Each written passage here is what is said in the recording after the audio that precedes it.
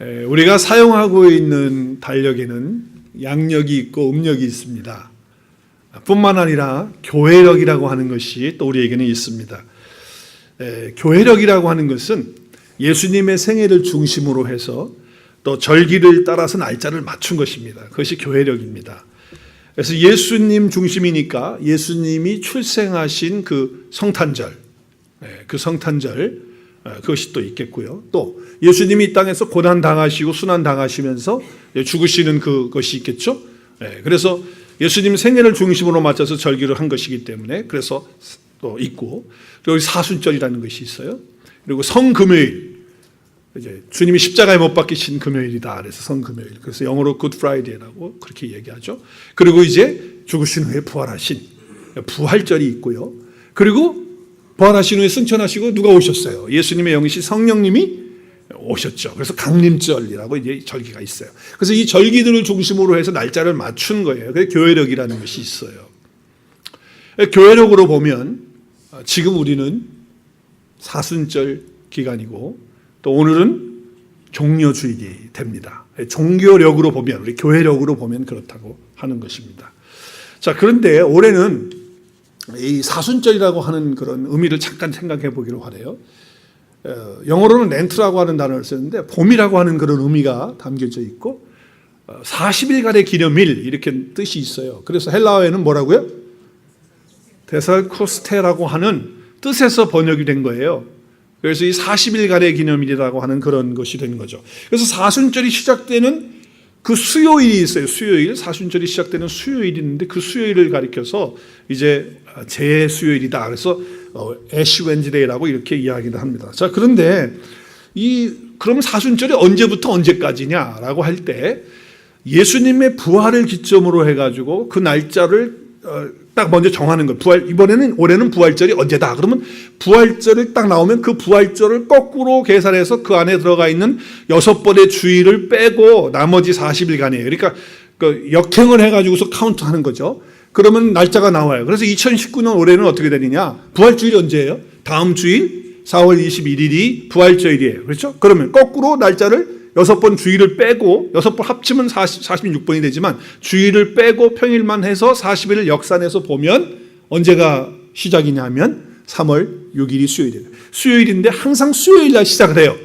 그래서 수요일을 갖다가 애쉬 수요일이다. 이렇게 애쉬 웬즈데이라고 이렇게 이야기를 해요. 제 수요일. 그래서 3월 6일 그 애쉬 웬즈데이 사순절 시작이 그때부터 시작해서 다음 주 이번 주 토요일까지 사순절 기간이 40일 동안에 이제 주일이 이제 부활절이 되니까 이제 그렇게 되어지는 것입니다. 자, 그래서 사순절이 시작되어지는 날이 언제라고요? 수요일이에요. 3월 6일 수요일. 지난달에 우리 있었어요. 근데 그 날을 무슨 날이라고요? 재수요일, 애쉬 웬즈데이라고 이렇게 얘기를 해요. 천주교에서는 실제로 그 전해에 썼던 그 종려나무라고 하는 거 있잖아요. 팜추리. 그 팜추리를 태워서 재를 만들어 가지고 실제로 재로 가지고 사람들 이마에다가 이렇게 십자가 표시해 가지고 찍어줘요. 그리고 심지어는 그 재를 머리에다가 뿌려서 재 웬즈데이를 그렇게 합니다. 그렇게 하는 의미는 뭐냐면 예수님의 그 죄를 대속하고 인간의 죄에 대한 참회의 그런 표시로서 십자가를 재로 그려주고 또 머리에 뿌려주는 그런 일을 하면서 시작을 하는 것이죠. 그런데 사실은 이제 그것보다도 더 중요한 것은 주님의 십자가를 묵상하고 또 주님의 그 은혜를 다시 한번 체험하고 하는 거예요. 그런데 그 당시에 사람들은 어떻게 했냐면은 그것을 묵상하고 금식을 꼭 했어요. 왜 했는지 모르겠어요. 금식을 하고 그리고 구제도 하고 경건하게 시간을 보내자. 이제 이렇게 해가지고서 하게 된 거예요. 그런 절기로서 사순절이라고 하는 것이 있게 된 것이죠. 교회력에 이제 보면 그렇게 돼 있다는 거예요. 그 왜 하필이면 40일이란 말이죠. 사순절이 이게 40일에서 왔는데 왜 하필이면 40일이에요? 그 이유가 있어요. 성경에 보면 예수 그리스도께서 이제 그 고난 당하시고 죽임 당하시는 그런 사건을 생각해 볼 때 성경에 보면 여러 번에 걸쳐서 고난과 연단하는 그런 상징을 얘기하고 또 그런 실제적인 사건이 있을 때마다 40일이 등장을 해요. 그래서 아마 여기다 연결시킨 것 같아요. 한번 생각해 볼까요? 왜 하필이면 40일 기간인가? 사순절. 그래서 사순절이라고 하는 것이 생겼는데 그 사순절은 40번의 40일이라는 그 숫자에 대해서 여러 번 고난과 연단에 대한 상징적으로 그것을 표현한 것이 성경에 발견되기 때문에 그것을 따라서 했어요. 많은 경우가 있지만 네 가지를 생각해 보면 이런 거예요. 첫째는 예수님께서 40일 동안 광야에서 시험을 받으셨어요. 거기에 이제 40일이 나오는 거예요. 또 모세가 40일 동안 금식하면서 시내산에서 하나님과 교제하다가 뭘 받았어요? 십계명을 받고 성막을 구조를 받았어요. 그렇죠? 또 세 번째는 출애굽한 이스라엘 백성들이 광야에서 40년간의 생활을 했어요. 40일이 또 나왔어요. 그리고 예수님이 부활하시고 이 땅에 계시면서 승천하시기 전까지 하나님 나라에 갈 때까지 40일 동안 세상에 계셨어요. 그래서 이 40이라고 하는 이 날짜의 개념이 중요한 것 같다라고 생각해서 그래서 뭐예요? 사순절, 40일의 기념일이라고 하는 의미로 사순절에서 부활절이 있기 40일 전부터 우리 경건하게 살자라고 하는 어떤 그런 것을 생각해서 만들어내어진 것이죠. 자, 오늘 교회역에 의하면 오늘 무슨 요일이라고, 무슨 날이라고요? 주일이라고요? 종료주일이에요. 오늘 종료주일. 종료주일이라는 것은 뭐예요? 십자가를 예수님이 지시기 전에 나귀 새끼를 타고 한 번도 타보지 않은 나귀 새끼를 타고 어떻게 해요? 예루살렘에 입성을 하게 돼요. 그때 사람들이 어떻게 합니까? 종려나무 가지를 흔들고 그리고 자기 겉옷을 벗어서 밑에 바닥에 깔고 막 그러면서 하는 소리가 있었어요. 무슨 소리를 했어요? 호산나 호산나 다윗의 자손이여 찬송하리로다 주의 이름으로 오시는 이여 가장 높은 곳에서 호산나. 호산나라는 뜻이 뭐예요? 아니 뭐 호산나라는 뜻이 호산나지 뭐 목사님 자꾸 따지세요. 네, 호산나는 이제 구원하소서라고 하는 뜻이에요. 그래서 주님이 우리를 구원해달라고 하는 그런 소리를 쳤습니다. 사람들이 그렇게 했던 것이 이제 종료주일이에요. 그래서 이제 이 종료주일이 이제 주일이고, 그리고 내일 월요일부터는 이제 고난주간 한 주간이 되는 거예요. 그리고 이제 마지막 금요일 십자가 못 박힐 때 성금요일. 그래서 뭐예요? 그날이 굿 프라이데이가 되고, 그리고 이제 주일날 부활하시는 이제 부활절이 되어지는 것이죠. 자, 이렇게 교회력을 따져가지고 우리가 지켜나가는 건 나쁘지 않습니다. 뭐 그렇게 할 수 있습니다. 그래서 우리의 마음가짐을 좀 다시 한번 새롭게 하고 또 이런 기간을 맞이하면서 우리 자신들을 돌아보고 또 주님의 고난 받으심과 죽으심과 또 부활하심에 대해서 승천하심에 대해서 또 우리 성령님에 대해서 한번 더 깊이 묵상할 수 있고 또 동기부여를 받을 수 있는 그런 기회가 될 수 있기 때문에 사실은 이런 것도 필요는 하고 또 뭐 나쁘진 않다고 생각합니다. 그러나 조심해야 될 것은 매년 돌아오는 절기에 그냥 구태연하게 아유 또 왔구나 뭐 고난주간 오케이 사순절 뭐 또 부활주일 오케이 그냥 그렇게 형식적으로 돼버리게 된다면 이건 아무 의미 없는 것이 되지 않겠는가 하는 그런 생각을 해보게 돼요. 사실 우리도요 교회 절기에 따라서 고난주간 그럼 뭐 합니까? 특별 새벽기도 딱 하잖아요. 온 교회가 다 요즘에 다 하지 않아요? 지금까지 하더라고 보니까. 우리도 했어요 과거에. 네, 그게 나쁘다는 게 아니에요. 우리 참석해서 새벽기도 평생 안 나왔던 사람도 어떻게 야 고난주간에 나가봐야겠다. 그래서 새벽기도가 뭔지도 알 수 있으니까 뭐 그러니까 좋을 수도 있어요. 좋은 점 있어요. 그런데 이것이 그냥 반짝 행사 한번 따라하겠습니다. 반짝 행사. 그냥 반짝 행사로 끝나고 난다고 한다면 별 의미가 없지 않겠느냐. 사실 그보다 더 중요한 건 뭐냐. 매일매일 예수님과 함께 살면서 그분 바라보며 그분과 대화하고 그분과 연합하면서 살아가는 삶, 그것이 훨씬 더 중요한 삶이에요. 할렐루야. 우리의 삶 속에 사순절만 뭐 잘 지키면 되는 겁니까? 그 사순절만 경건하면 되는 거예요? 그럼 40일만 경건하고 나머지는 그냥 살아요? 그런 거 아니잖아. 고난주간, 주님이 고난당했으니까 우리도 고난당해요? 주님이 다 당하셨는데 무슨 또 고난을 또 당한단 말이에요. 십자가도 우리 정말 지고 일주일 동안 십자가 지고 다녀요. 무거운 거 들고 다니고 바다다 모래 차고 다닐까요? 우리도? 부활절 그러니까 부활했다 뭐 그래가지고 뭐 계란 까먹고 뭐 부활했다고 그냥 그러고서 셀러브레이션 하는 걸로 끝나면 무슨 의미가 있냔 말이에요. 정말 주님을 생각하고 매일매일 삶 속에서 주님이 나와 함께하는 증거가 나타나고 그분이 나의 삶에 간섭하시고 동행해 주시고 말씀해 주시고 나를 키워주시는 그런 은혜들을 경험하면서 살아가는 것. 그래서 매일 매 순간이 주님과 함께하는 경건한 삶이 되는 것이 훨씬 중요한 줄로 믿습니다. 주님의 말씀을 묵상하고 사는 것이 더 중요하다 그 말이에요. 어느 날만 정해놓고 그날만 잘하는 것이 아니고, 그날도 중요하지만 우리는 그 어떤 날이 중요한 것이 아니고 매일매일 주님과 함께하는 그 영혼 속에서 하나님과 함께 동행하는 그 삶이 우리의 삶에는 더 필요한 것이고 더 큰 의미가 있다라고 하는 것입니다. 그러나 이제 우리가 교회력에 의하면 이제 고난주간이 시작이 되는데, 자, 고난주간 맞이하면서 우리가 금식할 수 있고, 구제할 수 있고, 경건하게 살 수 있는 거 있습니다. 특별 새벽기도 할 수도 있습니다. 그러나 더 중요한 것은 예수님께서 내 죄를 위해서 대신 십자가에서 죽으시고, 그분이 부활하셔서 지금도 살아계셔서 나와 함께 계시는 그것을 더 깊이 체험하는 그런 고난의 주간이 되었으면 좋겠습니다. 그 십자가의 은혜와 그 사랑을 다시 한번 우리의 삶 속에서 실천하는 것, 그것이 더 중요하다라고 하는 거예요. 실제로 한국에서 있었던 일인지 아닌지는 잘 모르겠지만, 제가 어떤 책을 읽으면서 참 마음의 답답함을 느꼈던 그런 이야기가 하나 있습니다. 시골에 살던 부부가 도시로 이사를 와서 생활을 하게 됐습니다. 도시에 와서 보니까 마켓 가서 여러 가지 것들을 사서 이제 먹는데, 특별히 참기름이 자기 입맛에 계속 거슬리는 거예요.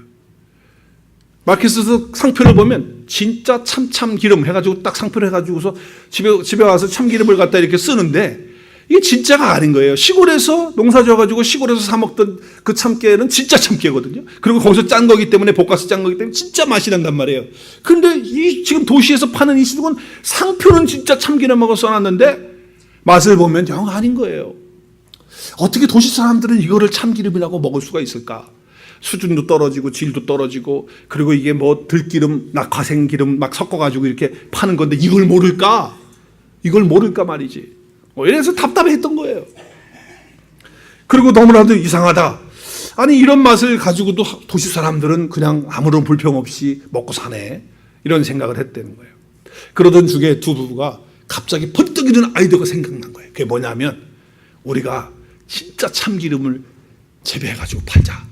그러면 대박 나겠다, 이렇게 생각한 거예요. 그래서 시골에 내려가서 이제 참깨 하시는 분들하고 이렇게 해가지고서는 진짜 참기름에 아무것도 섞지 않은, 들깨도 섞지 않고 낙하생도 아무것도 들어가지 않은 순수한 참깨로 볶아가지고 진짜 참기름 짠 거예요. 그러니까 사실 그거를 들어가면은 시중 가격에 많이 받아야 되잖아요. 그런데 그렇게 할 수는 없고 시중 가격하고 비슷하게 해가지고 파니까 이문은 별로 남지 않는 거예요.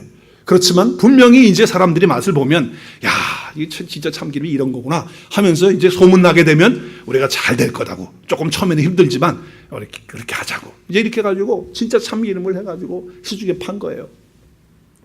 그래서 가게를 조그맣게 오픈해가지고 진짜 시골에서 재배한 참기름을 팝니다 해가지고 이제 팔기 시작했어요. 3, 4개월 좀 지났는데 손님들이 점점 주는 거예요. 그리고 이런 소문이 났다는 거예요. 저 집에서 파는 참기름은 맛이 이상하다고. 그래서 손님이 점점 끊기더니 결국에는 렌트비도 못 낼 정도가 돼가지고 진짜 참기름 재배했는데 문을 닫아버렸다는 거예요.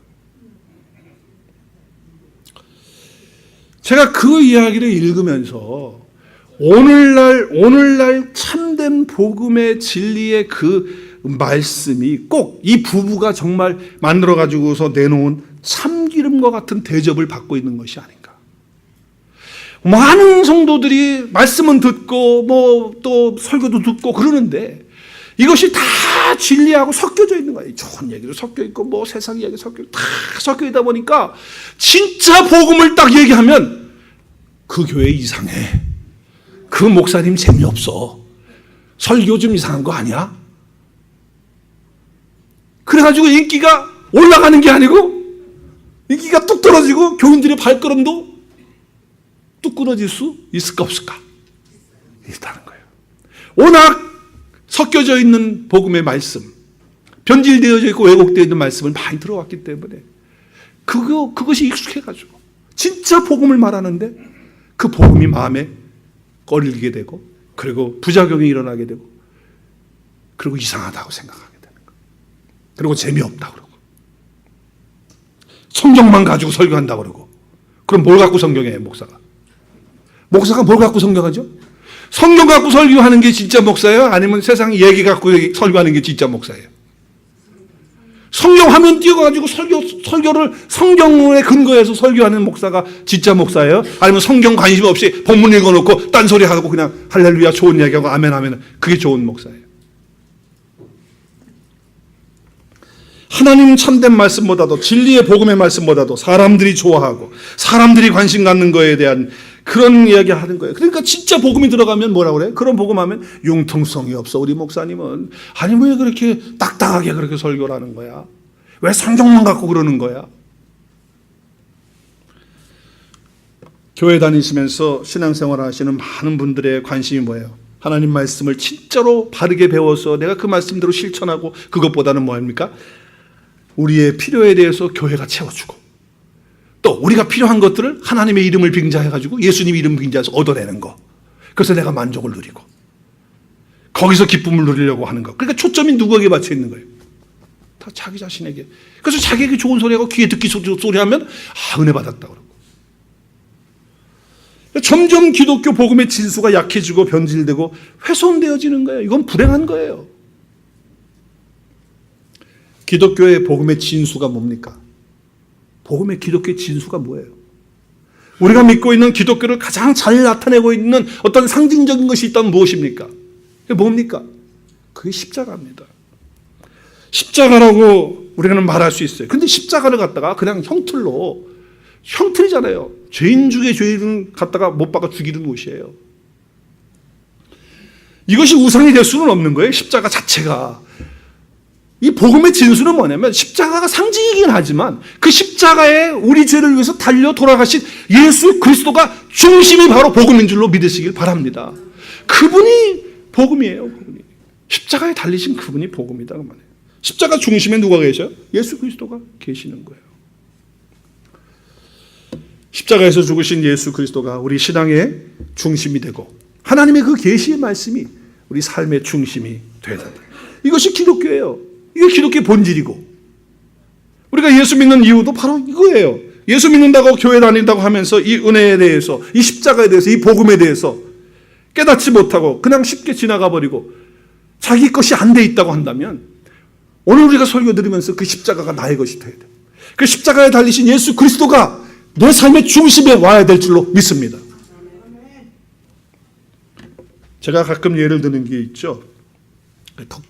코끼리 얘기인데 장님이 코끼리를 한 번도 본 적이 없다고 치십시다. 그런데 장님이 코끼리의 다리를 만졌어요. 그러고 나서 사람들이 물어요. 장님에게 묻습니다. 코끼리가 어떻게 생겼어요? 그럼 뭐라고 답하겠어요? 다리를 만났어. 다리. 기둥 같다고 분명히 말한 거예요. 그 장님이 코만 만졌어요.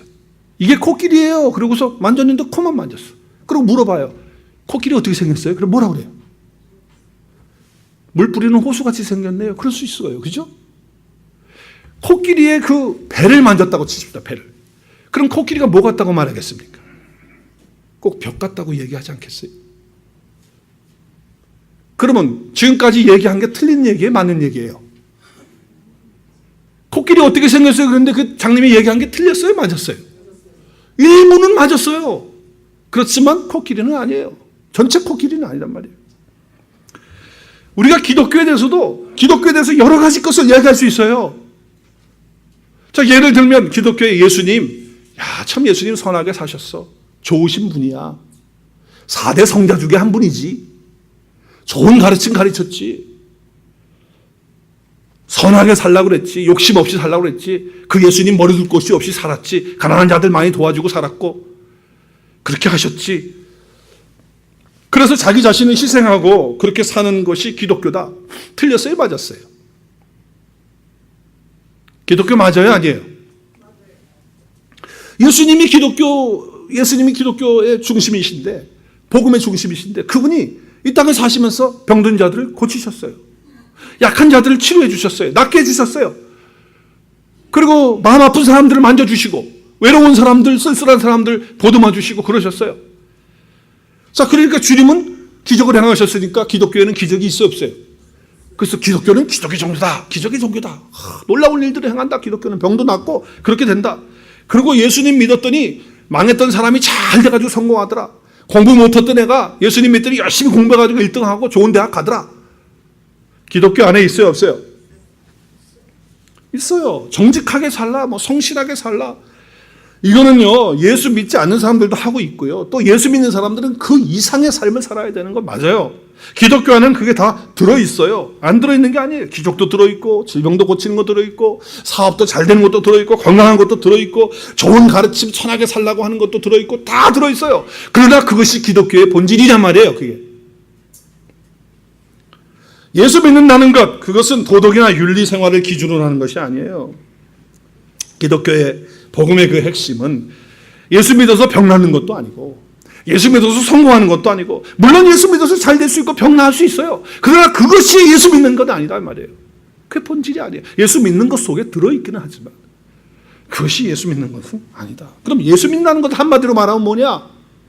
예수 그리스도께서 십자가에 나의 죄를 위해서 달려 돌아가신 그것을 하나님의 은혜로 깨닫고 받아들이고, 그리고 믿고 다시 부활하신 그분이 살아서 내 안에 함께 연합해서 영원토록 함께 사는 그런 축복이 바로 예수 믿는 것인 줄로 믿으시기 바랍니다. 그 예수 믿는 거예요. 그러므로 우리는요, 예수 그리스도의 십자가가 내 중심에 와 있는 그런 체험이 있어야 돼요. 그런 은혜가 있어야 되고 그런 깨달음이 있어야 돼요. 누구든지 예수 그리스도를 깊이 체험하는 그런 삶이 있어야 된다는 거예요. 왜? 예수 그리스도는 십자가에 있는 우리 죄를 위해서 못 박히셨는데 그것이 바로 기독교의 본질이기 때문에, 그것이 바로 기독교의 기본이니까, 그것이 기독교의 핵심이니까. 예수님이 십자가에서 우리 죄를 죽으실 뿐만 아니라 살아나셨고, 지금 살아나셔 어디 계셔요? 어디 계셔요? 예수 그리스도를 주로 고백하고 자기가 죄인임을 깨닫고 예수 그리스도 앞에 나와서 예수님을 받아들인 사람은 예수님이 어디 와 계십니까? 내 안에 와 계십니다. 언제까지? 영원까지. 하나님 나라에 가서도 주님과 함께 사는 그런 삶을 사는 거예요. 그러면 왜 예수님께서 죄인을 위해서 이 땅에 오셔야만 했습니까? 하나님의 아들이시고 죄를 알지도 못하신 분이시고 죄를 지어 보시지도 않으신 그런 분인데 왜 죄인을 위해서 이 땅에 오셔서 대신 죽으셔야 되냔 말이에요. 왜? 왜 그렇죠? 왜 예수님께서 하필이면 죄가 없으신데 우리 죄를 위해서 죽으셔야 되냔 말이에요. 이유가 뭐냔 말이에요. 예수님의 십자가의 죽으심으로 우리의 죄를 용서하시고 구원하시는 그 이유가 뭐냐? 두 가지입니다. 첫째는 하나님의 사랑 때문입니다. 하나님이 우리를 사랑하시기 때문에 죄 없으신 예수님을 우리를 위해 내어놓으신 거예요. 그래서 죽으신 거예요. 두 번째는 왜 하필이면 십자가를 지고 예수님이 돌아가셔야만 하느냐? 돌아가지 않고도 우리를 구원할 수 있는 거 아니냐? 만약에 예수님이 돌아가시지 않고 그 죄를 담당하지 않으시면요, 하나님이 우리를 사랑하시는 사랑까지는 할 수 있지만 하나님의 거룩하심까지 우리가 이루지 못하고, 그리고 하나님의 거룩하심이 깨어지기 때문에 그렇습니다. 그 무슨 얘기냐면, 하나님은 죄를 받아들일 수가 없는 분입니다. 죄와 함께 할 수 있습니까? 없습니까? 하나님은. 하나님은 죄와 함께 할 수 없는 분이십니다. 그렇기 때문에 죄가 없으신 분이신데 우리를 그냥 말로 그래 내가 너를 사랑한다, 그러니까 내가 다 풀어줄게, 다 용서해줄게, 나한테 와. 그러면 죄인이 죄를 그대로 가지고 하나님 앞에 가면, 하나님은 죄가 없으신 분인데 하나님과 죄인이 연합되어지면 하나님의 거룩함이, 죄가 없으심이 어떻게 됩니까? 깨어집니다. 망가진다 그 말이에요. 하나님의 거룩하심이 없어져 버려요. 하나님의 공의하심이 없어진다 그 말이에요. 그렇기 때문에 죄를 해결하고 하나님이 받아주셔야 돼요.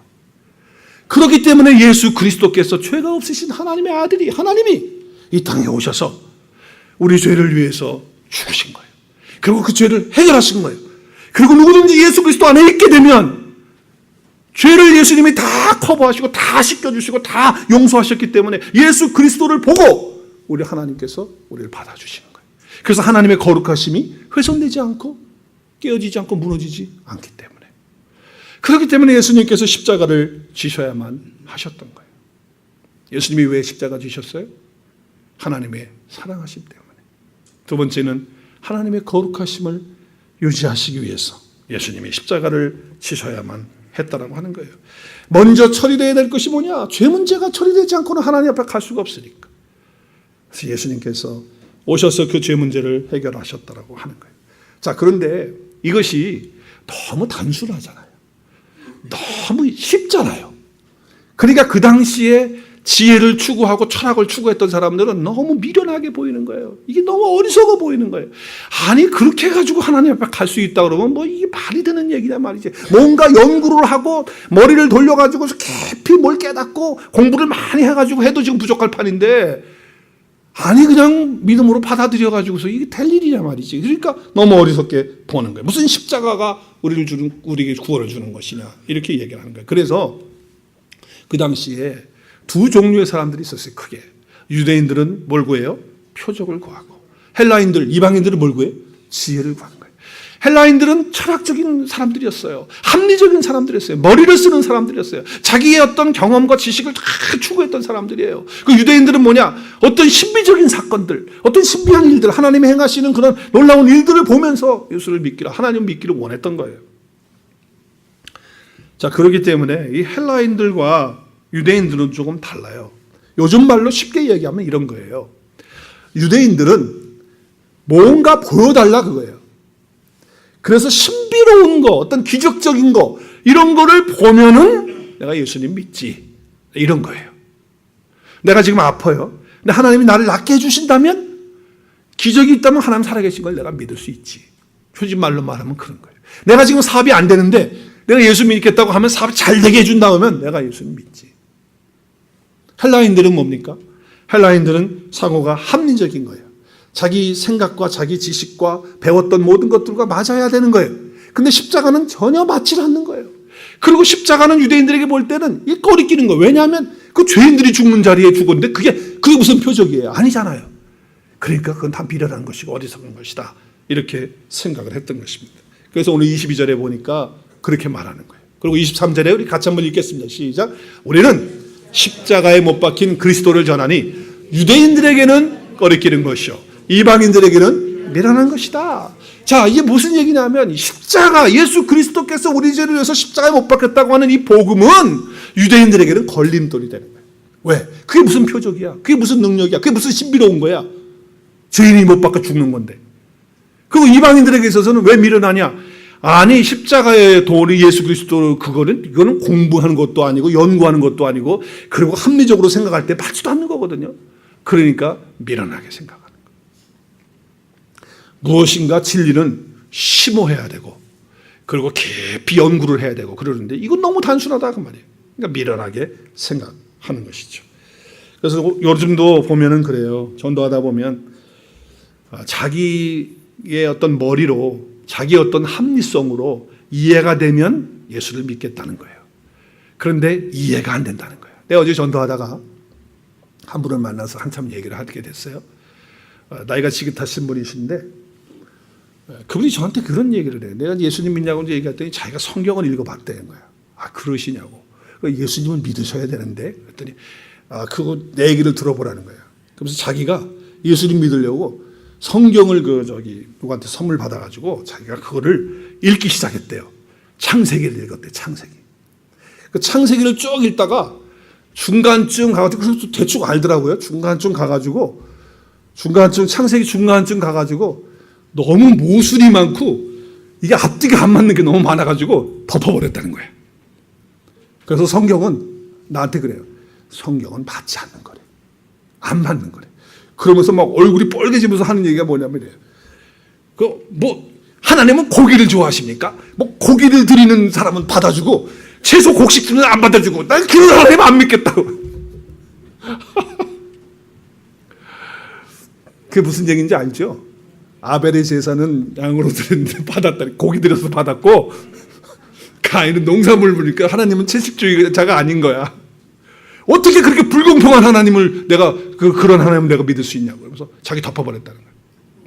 그래서 제가 저하고 같이 그래서 좀 그 성경을 이해할 수 있는 그런 분이 좀 옆에서 도와주면 그 이해가 되는데 저도 처음에 성경을 읽을 때 너무 이해가 많이 안 돼가지고 성경 읽다가 퀘스천도 많이 하고 이건 아니라고 엑스표도 하고 막 그랬던 적이 있다.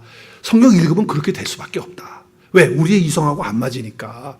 그렇지만 성경 전체를 쭉 보면 그게 이해가 된다. 그러니까 먼저 이해하신 분들에게 도움을 받으면 어떻겠습니까? 제가 지금 도와드리고 싶습니다. 그랬더니 나 지금 빨리 기다리는 사람이 있대. 그러더니 바쁘게 가더라고. 그래서 놓쳤어요. 사람들 생각에는 이 십자가의 도가 또 하나님의 말씀이 앞뒤가 안 맞고 뭔가 자기 이성에 안 맞는 거예요. 그래서 합리적이지가 않다는 거예요. 그래서 못 믿겠다는 거예요. 또 요즘은 뭐예요? 뭔가 보여주면 믿겠다는 거 아니에요. 그 신비주의적인 신앙을 추구하는 거예요. 그래서 사람들이 자꾸 이단에 빠진 이유가 뭐예요? 뭔가 신비로운 것이 뭐 있고 뭐 금가루가 떨어진다. 뭐 그러면은 가서 믿고 그러잖아요. 거기 가서 막 추종하고.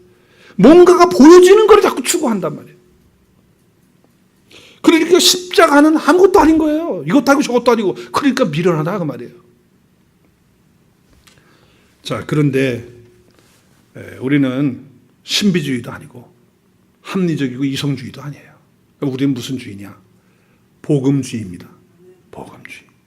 우리는 예수 그리스도의 주의예요. 신비주의다 그 말이에요. 우리는 신비주의가 아니고 우리는 신분주의다. 신분. 하나님이 중심이 되는, 주님이 중심이 되는 거예요. 그래서 여러분, 세상의 지혜로는 하나님 알 수가 없어요. 그래서 하나님의 지혜가 필요한 거예요. 하나님의 지혜. 자, 하나님의 지혜는 뭡니까? 하나님의 지혜는 십자가입니다. 하나님의 지혜는 복음입니다. 하나님의 지혜는 누구십니까? 예수 그리스도십니다. 우리 1장 18절 말씀 같이 읽겠습니다. 시작. 십자가의 도가 멸망하는 자들에게는 미련한 것이요 구원을 받는 우리에게는 하나님의 능력이라. 멸망하는 자들에게 십자가의 말씀이 뭡니까? 미련하게 보입니다. 그러나 구원받는 우리에게는 뭐예요? 하나님의 능력이 되는 거예요. 왜? 우리의 힘으로 구원받는 게 아니라 우리의 지혜로 받는 게 아니잖아요. 하나님의 능력으로 우리가 구원을 받는 것이잖아요. 그렇기 때문에 세상의 지혜로는요 하나님을 알 수가 없어요. 우리 같이 한번 읽어볼까요? 하나님의 지혜에 있어서는 이 세상이 자기 지혜로 하나님을 알지 못하므로 하나님께서 전도에 미련한 그 방법으로 믿는 자들을 구원하시기를 기뻐하셨도다. 세상의 지혜로 하나님 알 수 있습니까? 없습니다. 전도에 미련한 것으로 하나님을 알게 하셨습니다. 전도에 미련한 것이 뭡니까? 전도에 미련한 것이 뭐예요? 전도에 미련한 것. 바로 예수 그리스도죠. 하나님의 지혜는 예수 그리스도시니까 예수 그리스도의 복음을 통해서 그 미련한 방법을 통해서 구원하시기를 기뻐하셨다는 거예요. 여러분, 왜 전도가 미련하죠? 왜 전도가 미련한 방법입니까? 너무 단순하기 때문에 그래요. 어린아이도 들으면 알아. 뭔 말인지. 너무 단순하고 쉽잖아요. 어린아이 앉혀놓고 야, 예수님이 우리를 위해서 십자가에서 죄를 담당하시고 죽으셨어. 그 담당하셨기 때문에 우리 죄가 예수님이 다 가져간 거야. 그래서 우리는 예수님 믿으면 그 죄가 없어진 거야. 그래서 죄 없으신 하나님 앞에 우리가 갈 수 있는 거야. 이거 얼마나 간단하고 쉽단 말이에요. 그러니까 너무 단순하니까 미련하게 생각하는 거예요. 사람들은 복잡하고 뭐 공식이 있고 뭐 어렵고 힘든 거가 좀 지혜롭다고 생각하잖아요.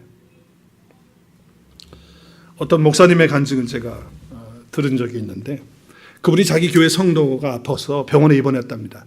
병원에 입원했는데 그 병원의 입원 담당 외과 의사가 그 과장이었대요. 의과 과장이 그 담당을 했답니다. 그런데 이제 그 목사님하고 성도들이 가가지고 그 의사하고 이제 잠깐 얘기할 수 있는 시간인데 목사님이 복음을 전했대요, 의사한테. 근데 그 의사가 예수 그리스도의 십자가의 복음, 부활의 복음을 듣고서는 목사님 앞에서는 표현을 안 했지만 자기 속으로 예수를 믿느니 내 지식과 내 머리를 믿죠. 이렇게 마음속에 탁 생각을 했다는 거예요. 당신은 얘기하시오. 나는 내 머리를 믿습니다. 내 실력을 믿습니다. 자, 그런데 얼마 후에 이분이 40대 중반쯤 됐는데 성공한 사람이잖아요, 세상에서. 근데 이분이 갑자기 중풍이 온 거예요. 40대 후반, 중반에. 근데 심하게 왔어. 그래서 자기 병원에서도 치료를 했는데 안 되는 거죠. 그래서 미국까지 와가지고서 유명한 데 갔는데도 치료가 안 된 거예요. 그래서 한국 다시 돌아왔어요. 돌아왔는데 이게 어눌해가지고 이제 뭐 의사 일 못하죠. 여기서 침이 말할 때 침 질질 흘리고 이제 뭐 안 되는 거야 이게. 그러던 중에 자기에게 복음 전했던 목사님이 생각났어. 그래서 자기 환자의 그거를 갖다가 추적을 해가지고 그 목사님에게 연락을 해갖고 목사님 만나고 싶다고 한 거예요. 그래서 목사님을 만난 거예요. 그 복음을 전했던 목사님. 그래서 만나가지고서 얘기를 하는데 그분이 만나자마자 목사님 손을 붙들고 줄줄 눈물을 흘면서 울더래. 그래서 목사님이 예수님 전해줄 때 나는 내 속으로 예수를 믿느니 내 머리를 믿고 내 실력을 믿고 내 지혜를 믿지 무슨 예수를 믿냐, 이렇게 마음속에 생각했던 사람입니다. 그러면서 눈물은 줄줄 흘리면서, 목사님, 저 같은 사람도 예수 믿을 수 있나요? 그래서 목사님이 다시 복음을 전하고 영접 기도를 하고 예수님을 받아들이라, 그런 은혜를 간증하는 것을 설교 중에 들어본 적이 있어요. 우리가 세상의 지혜로 하나님 할 수 없습니다. 하나님은 전도의 미련한 방법을 통해서 구원하시기를 기뻐하십니다. 할렐루야. 십자가를 전하는 것, 예수 그리스도의 복음을 전하는 건 참 미련한 거예요. 요즘에 그렇게 전도해서 누가 예수 믿습니까? 이렇게들 얘기하고, 어저께도 한 분이 그러더라고요. 요즘에 뭐 교회 안 다닌 사람이 있나요? 어제도 또 한 분이 또 그래. 해보고 얘기를 하셔야. 해보고. 내가 속으로 그랬지만 그렇게 말하면 상처받으니까 못하고. 천국이 뭐냐, 지옥이 뭐냐, 그걸 자기 생각으로, 자기 지식으로 그걸 이해하려고 하니 되나요? 그게 안 되지. 여러분, 십자가에서 외치는 것은 두 가지입니다. 예수 그리스도께서 십자가에 달리시면서 계속 십자가를 우리가 바라볼 때마다 십자가에서 들려오는 음성을 들어야 돼요. 그 음성 두 가지가 뭐냐? 첫 번째, 한번 따라하겠습니다. 인간은 모두 죄인이라는 것입니다. 나도 죄인이라는 것입니다. 이것이 십자가를 여러분이 바라볼 때마다 들려지는 음성이 되어야 될 줄로 믿습니다. 나는 죄인이다. 십자가를 바라볼 때마다. 인간은 모두 죄인이다. 멸망받을 수밖에 없는 존재들이다. 그리고 또 한 가지, 십자가에서 외치는 메시지가 있어요. 그 메시지는 죄인을 구원할 수 있는 유일한 길은 예수 그리스도밖에 없다는 것입니다. 믿으십니까? 우리 한번 큰 소리로 2번을 하겠습니다. 시작. 죄인을 구원할 수 있는 유일한 길은 예수 그리스도밖에. 그게 어디서 들려옵니까? 그게 어디서 들려요? 여러분이 십자가를 묵상할 때마다, 십자가 자신 예수님을 생각할 때마다 이거 들려와야 돼. 이 메시지가 들려야 돼. 예수 그리스도만이 나를 구원할 수 있는 분. 사람들이 십자가를 말하는 전도가 미련한 것으로 생각하는 것은 단순하기 때문에 그런 것이고, 두 번째는 하나님의 지혜와 세상의 지혜가 다르기 때문에. 세상의 지혜는 열심히 해가지고 높아지는 거지만, 하나님의 지혜는 내가 더 알면 알수록 낮아지고 더 겸손해지는 거예요. 세상의 지혜는 이 땅에 있는 것들로 성공하고 잘 먹고 잘 사는 것이지만, 하나님의 지혜는 영원을 바라보고 영원을 생각하는 것. 하나님의 지혜. 세상의 지혜와 하나님의 지혜가 다른 거예요. 그래서 하나님은 어떻게 하시겠다는 거예요? 우리가 지금 박사가 나쁘다는 게 아니에요. 돈 버는 게 나쁘다는 게 아니에요. 열심히 해서 성공해야 되고 건강해야 되고 물질도 많이 벌어야 되고 다 그래야 돼요. 그런데 그 물질이 예수 그리스도의 십자가를 거절하고 걸림돌이 되면 안 돼요. 그 십자가가 미련하게 보이는 이유는 내가 성공했기 때문에 그것이 미련하게 보이고, 내가 공부를 많이 해서 박사가 됐기 때문에 십자가가 미련하게 보이면 그거는 아니다 말이에요. 그건. 그래서 하나님께서 뭐라고 말씀하세요? 한번 읽겠습니다. 시작. 지혜 있는 자가 어디 있느냐? 선비가 어디 있느냐? 이 시대의 변론가가 어디 있느냐? 하나님께서는 이 세상의 지혜를 미련하게 하신 것이 아니냐. 네. 그래서 이 세상의 지혜는요, 하나님 앞에 볼 때 다 미련하고, 세상 사람들은 세상의 지혜가 지혜롭다고 생각하지만 하나님은 세상의 지혜를 미련하다. 바울은 그리스도가 하나님의 지혜이고 능력이라고 말하고 있습니다. 우리 다시 한번 말씀을 보면 좋겠는데요. 정말 예수 그리스도가 우리의 능력이고 지혜가 되는 것입니다. 우리가 하나님의 부르심을 받은 사람이라고 한다면, 우리가 하나님의 은혜로 여기 나온 거 아니겠어요? 하나님의 부르심이 아니고서 우리가 여기 나올 수가 없습니다. 하나님께서 우리를 불러서 나온 거, 내가 결정해서 나온 거 아니에요. 하나님이 우리에게 은혜 주셔서 이 자리에 우리가 있게 된 거예요. 이게 은혜란 말이에요. 그래서 이 시간에도 교회 나온 거 보면요, 믿지 않는 사람들이 볼 때는요, 우리를 어떻게 볼까요? 미련한 사람으로 보는 거예요. 왜? 오늘같이 이렇게 비가 많이 오는데 운전 조심하고 그래야 되는데 사고 날지도 모르는데 왜 교회를 가? 그리고 이렇게 비가 오는 날은 집에서 빈더떡이나 부쳐먹고 놀고 있지, 뭐 교회를 가냔 말이야. 어리석은 놈들. 이렇게 생각하고, 날씨가 화창하고 좋은 날은 뭐예요? 교회 가서 앉아있는 우리들 보면서 헤이 한심하기는 이렇게 날씨가 좋은데 가서 푸른 초장에 가서 하고 말이지 놀러 가고 하고 싶은데 가서 하고 그런데 어디서 짝이 없게 말이야. 또 몸이 많이 피곤해요. 한심하기는 일주일 내내 일하고 하루 쉬는데 이 시간에 잠자고 텔레비 보면서 하고 싶은 거 하지 또 하단 가서 꾸미고 그러지 말이지 일주일 내내 일하고 피곤하지 않아? 그런데 쟤들 한심해.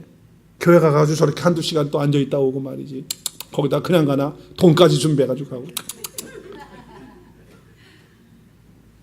불쌍해 보일 수 있단 말이야. 미련해 보일 수 있단 말이죠. 그런데 하나님은 세상의 지혜를 미련하게 하시고 우리를 높여주시고 우리를 구원해 주시는 거예요. 십자가를 통해서. 할렐루야.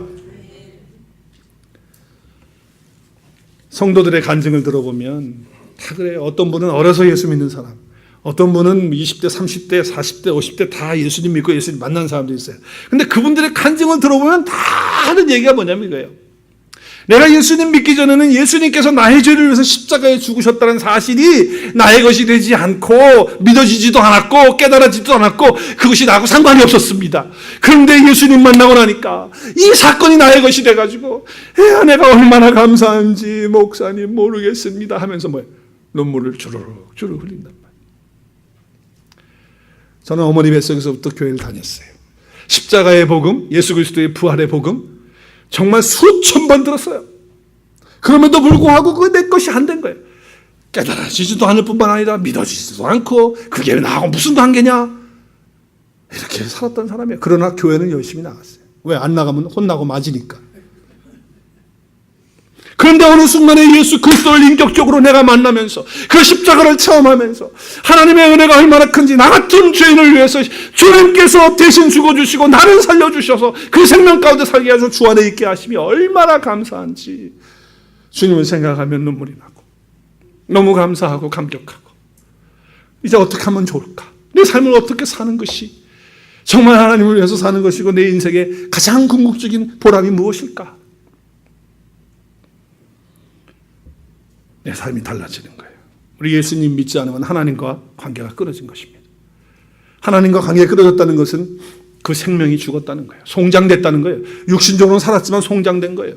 근데 여러분 송장에다가 놓고 공자가 그러는데 너 이렇게 살지 말라. 맹자가 그러는데 맹자왈, 공자왈. 그리고 뭐 좋은 세상의 이야기들, 뭐 요즘 말로 말하면 카톡에 나오는 좋은 이야기들 뭐 하는 얘기들 많잖아요. 저도 수십 개가 막 하루에씩 와요. 좋은 얘기들이에요. 그런 얘기 갖다 송장한테 갖다 들려주는 거야. 좋은 얘기 막 들려. 그런다고 송장이 살아나요?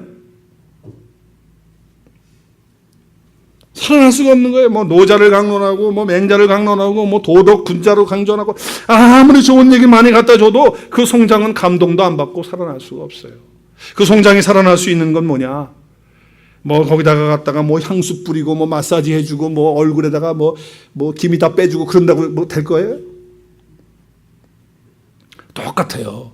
하나님과 끊어져서 죽어 있는데 거기다 대고 뭐 인내하면서 사십시오. 선하게 살아야 됩니다. 착하게 살아야죠. 베풀면서 사십시오. 맨날 그래 보란 말이에요. 송장한테. 그 송장이 살아나나.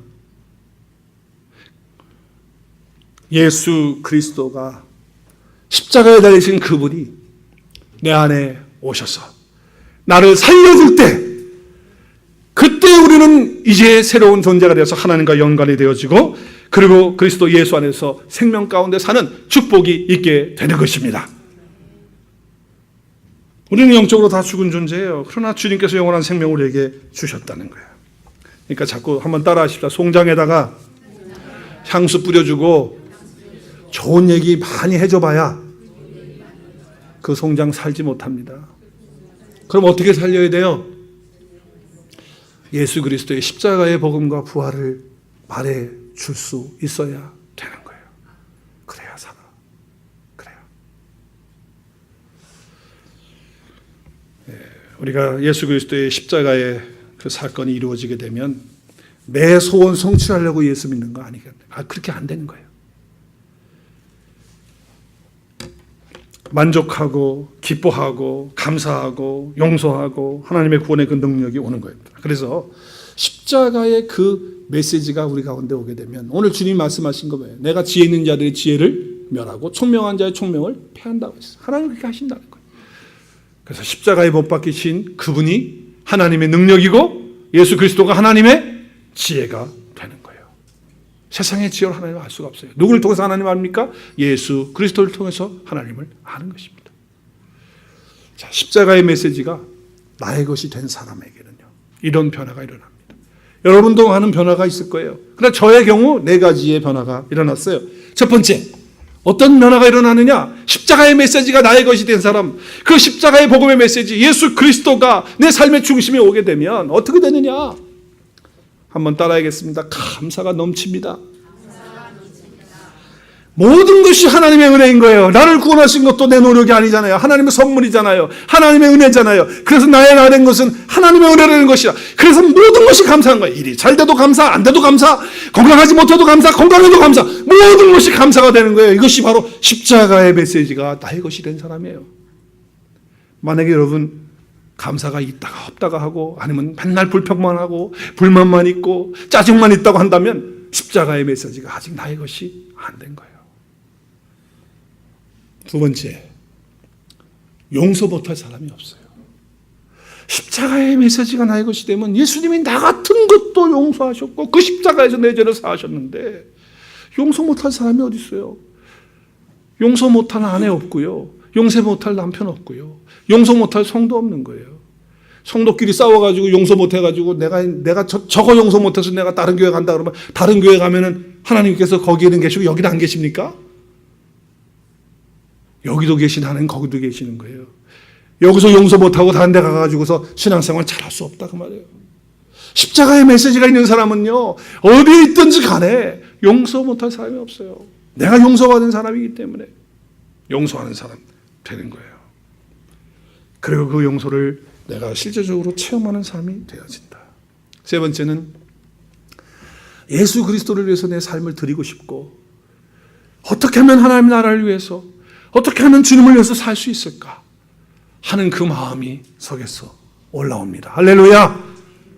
부활의 메시지가 나의 것이 된 사람, 십자가가 나의 메시지가 된 사람은 거예요.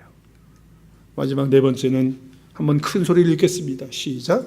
십자가의 메시지를 다른 사람들에게 정말 전해주고 싶은 마음이, 이건 내가 원해서 내가 만들어내는 게, 그렇게 해야지 결단해서 되는 게 아니고 십자가의 메시지가 있는 사람 속에는 그것이 올라오는 거예요.